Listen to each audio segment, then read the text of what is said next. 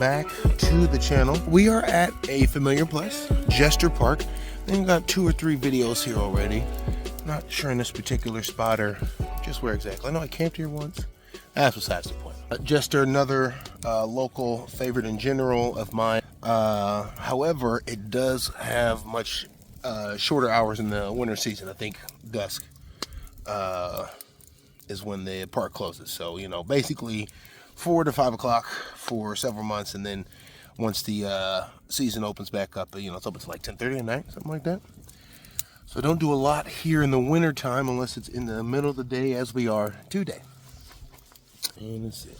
Back up there is one of the primitive campsites that I got a little bit of footage from a couple years ago, hanging out with some friends.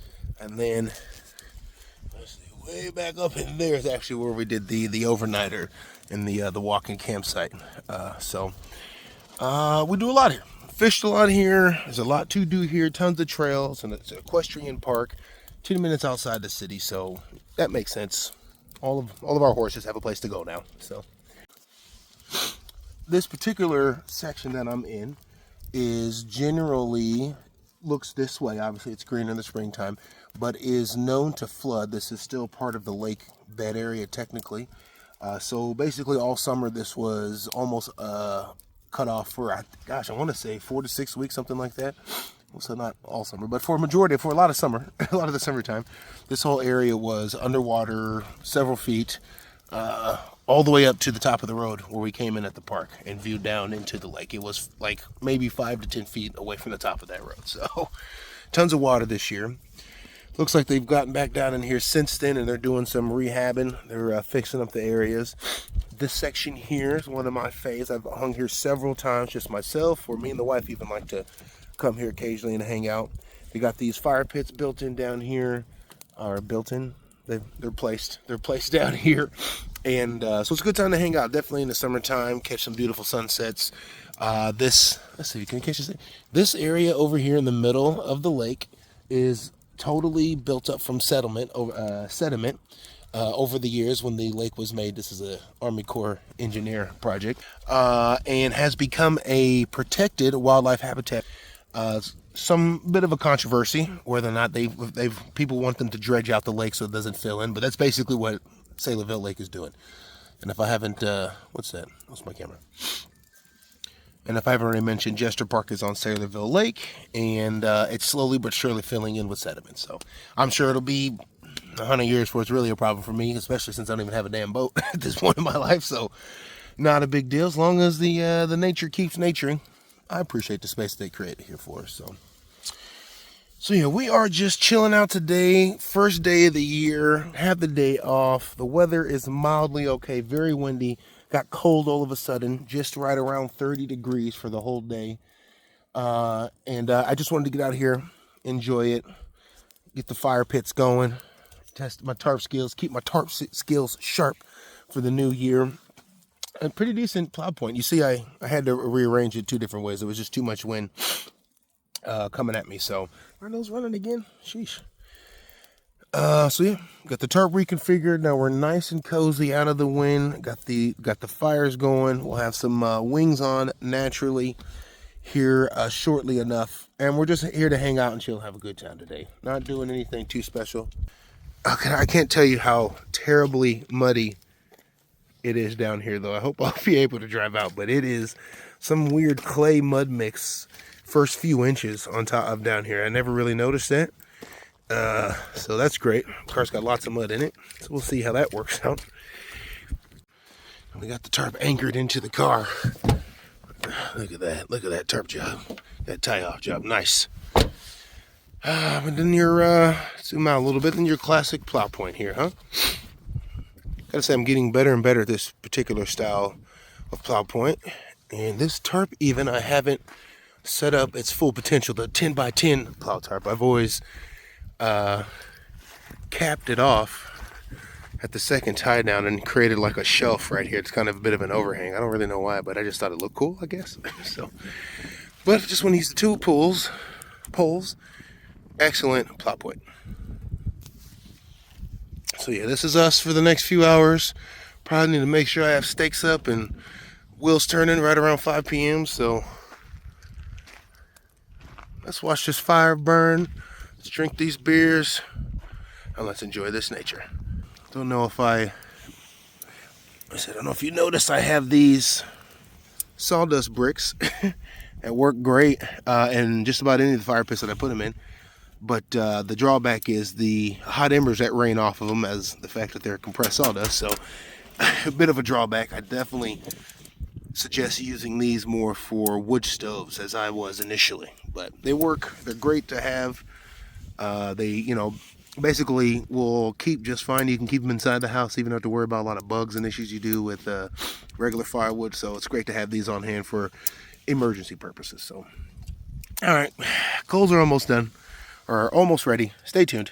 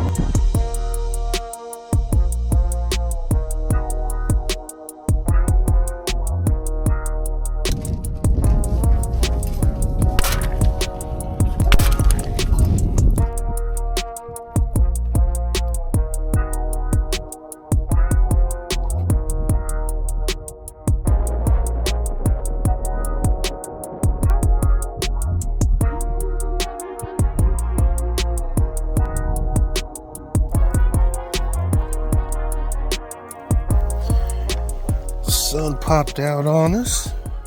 Real pretty out here. We got more mud than you'd think is humanly possible to stuck to the bottom of my shoes. Terrible. Yeah, it's gorgeous out here, guys. Well, I have some time left in my day, in my hours here. So what I'm going to do is we're going to empty out this fire pit. We're going to put it over there in one of those. I got some water to put it out. I don't think I can get to, well, I don't want to make the journey. It's kind of muddy to get to the water over there. So I brought some with me. But yeah, we're going to empty out this guy. Then I have a new toy. I don't want to say a toy. A new tool that I want to show you guys. Wasn't sure if I was going to have time, so I didn't want to bring it up. But I have time today, so let's show you.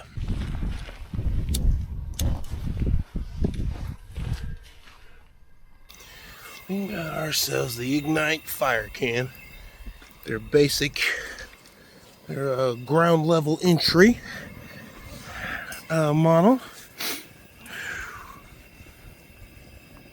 And literally the first time I'm firing it up. Oh, it feels really good actually right underneath the tarp here. Let me do some adjusting, see if I can really get it working for me. Stay tuned. Okay, we got it here just under the edge of the tarp here. And I gotta say, it's working pretty well. Putting off quite a bit of heat. Generating some warmth underneath the tarp here, and it's handling the wind. Awesome.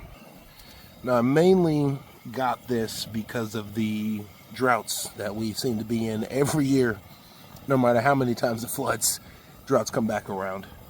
And I want to make sure I can keep my options open for camping, for not only staying warm, but of course just having a fire at the camp. So, and Iowa, generally, even though we've had our droughts, we've done pretty good as far as being able to have regular wood fires. Not too many band burns. If we do, they're usually just for a couple of weeks until the weather breaks. So, but a lot of other states, Kansas, South Dakota, Missouri even, a lot of those have much stricter burn bans in place. So I thought this was a great way to stay capable, but also save some money. This way I don't actually have to buy firewood every time I go somewhere in every situation. So this is definitely going to contribute to that as well. So overall, this is just giving me more options for camping, staying warm, ambiance, and some light, depending on the scenario as well. So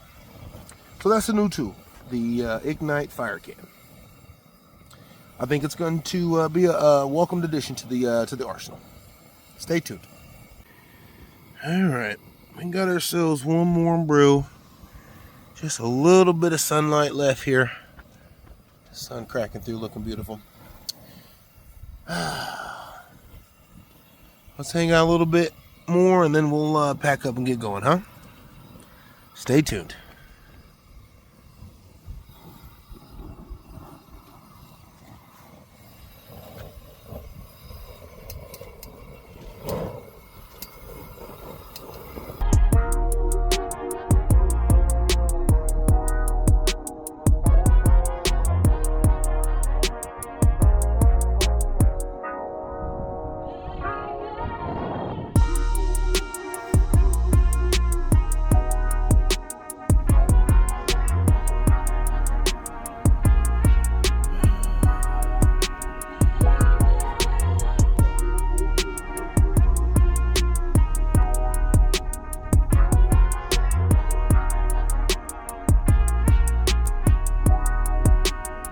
Well, all right, folks, that is the end of today's show.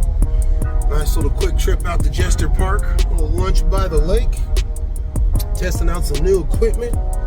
Well, that's a good start to 2025, huh? Well, I hope the same is true for you and yours. Thanks for tuning in. I appreciate the likes and the subscribes, even the recent subscribes. I picked up a lot of new subscribers, got a lot of views comparatively on my last video compared to previous videos. So that's great news. 2025 starting off on a good note. Well, folks, we'll catch you on the next one. Deuces.